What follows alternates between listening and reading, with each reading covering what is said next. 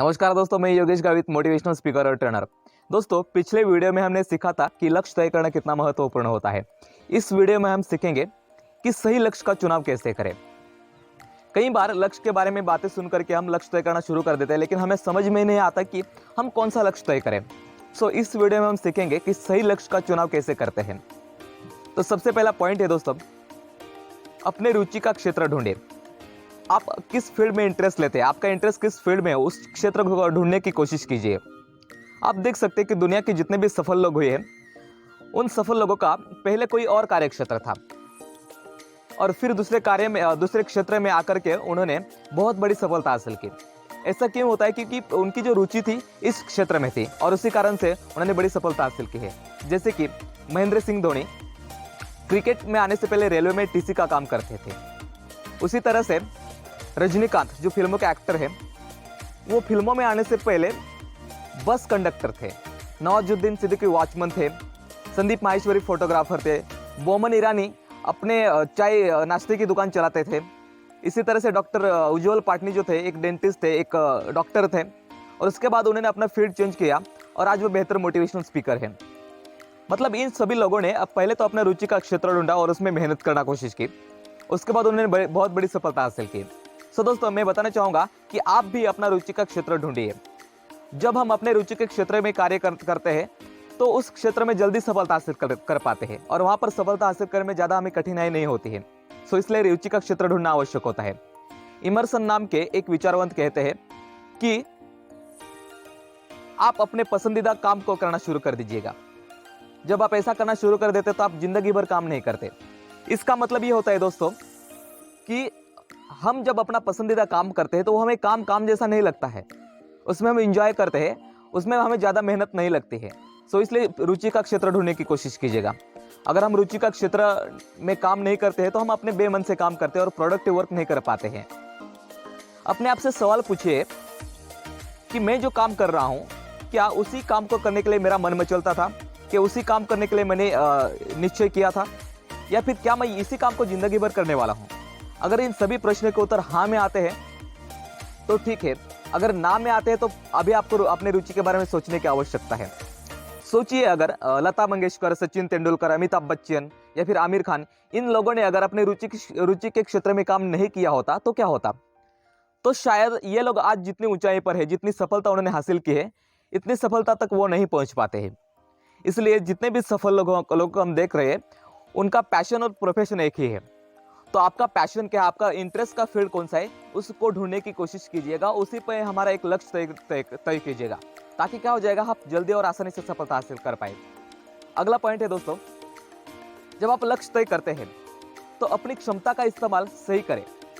हर इंसान में बहुत सारी क्षमताएं होती है, अलग अलग टैलेंट लेकर हर इंसान पैदा होता है। परंतु क्या होता है कि कुछ लोग जो होते हैं वो अपनी क्षमता का इस्तेमाल गलत कर लेते हैं।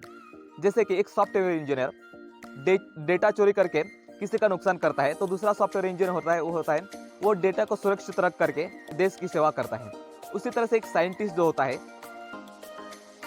एक खतरनाक वायरस तैयार करके दुनिया में खतरा पैदा कर सकता है, तो दूसरा जो साइंटिस्ट होता है उस वायरस से बचा करके मतलब दुनिया में एक मिसाल साबित कर देता है। उसी तरह से हमारे अंदर बहुत सारी क्षमताएं होती है। जैसे कि एक देख सकते हैं कि एक आतंकवादी और एक सैनिक में बहुत सारी समान क्षमताएं होती है, लेकिन आतंकवादी जो होता है वो लोगों की जान लेता है और सैनिक जो होता है वो लोगों की जान बचाता है। दोनों में समान क्षमताएं होने के बावजूद भी दोनों अलग अलग काम करते हैं।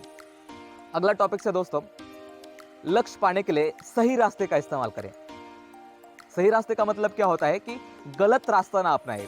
किसी भी लक्ष्य को हासिल करने के लिए या फिर किसी भी मंजिल तक पहुंचने के लिए कभी भी गलत रास्ता मत अपनाओ।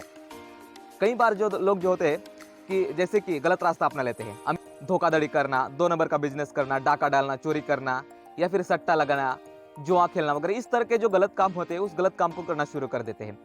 इससे क्या हो जाता है, कई बार उनको सफलता तो मिल जाती है, जल्दी सफलता मिल जाती है, परंतु क्या हो जाता है कि वो सफलता ज्यादा देर तक उनके पास नहीं होती। जितनी जल्दी वो सफलता हासिल कर लेते हैं उतना ही जल्दी वो असफलता की खाई में चले जाते हैं। दूसरी ओर, जब आप लक्ष्य हासिल करने के लिए सही रास्ते का इस्तेमाल करेंगे तो हो सकता है वो रास्ता कठिन हो सकता है उस रास्ते तक, उस मंजिल तक पहुंचने के लिए आपको ज्यादा समय लगे, हो सकता है कि उस रास्ते तक पहुंचने के लिए बहुत संघर्ष करना पड़े, परंतु जब वो सफलता आप हासिल कर लेंगे तो उस वक्त वो सफलता आपको लंबे समय तक टिकेगी, आपके पास रहेगी और उसका आप प्रॉपर एंजॉय भी कर सकते हैं। तो कभी भी लक्ष्य हासिल करने के लिए गलत रास्ते का इस्तेमाल ना करें, हमेशा सही रास्ते का इस्तेमाल करें।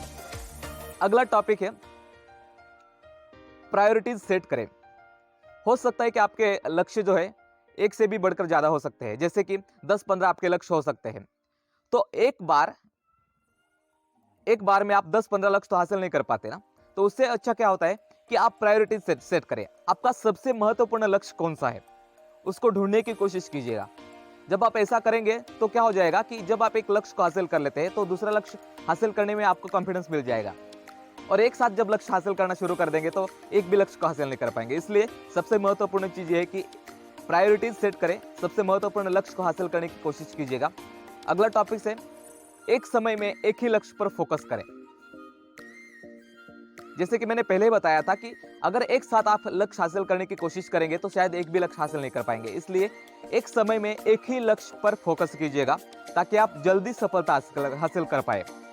और हो सकता है कि अगर आपने एक लक्ष्य को हासिल किया तो आपने जो बाकी के जो लक्ष्य हासिल किए हैं वो आसानी से लक्ष्य आपके पास आ जाए।